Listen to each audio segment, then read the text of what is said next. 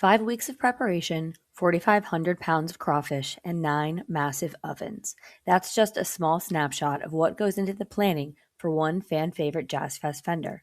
I'm Emma Disher, a NOLA.com editor, here to share this behind-the-scenes story with you from reporter Jenna Ross.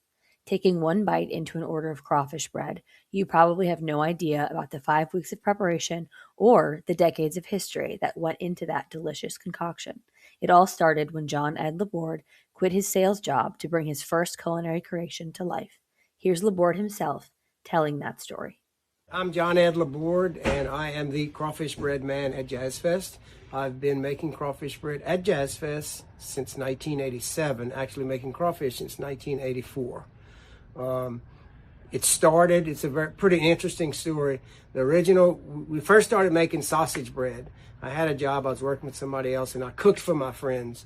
And it was during the Cajun craze was coming. I was living in Lafayette, and I kept on seeing crawfish this, crawfish that. I said, well, I can turn this into a sausage bread into a crawfish bread. So I played with the recipe and got it and started giving it to friends, and kind of that's where it started.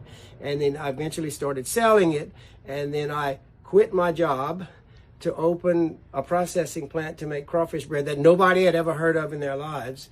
My daddy's a dentist. I walk into his office on a Tuesday afternoon, and he was repairing a denture, and he put it down. He said, "What are you doing here on a Tuesday at 9:30 in the morning?" I said, "I quit my job." And he stopped. He says, "We need to go talk to your mother." So we got in the truck and we went to the house, which was down the road.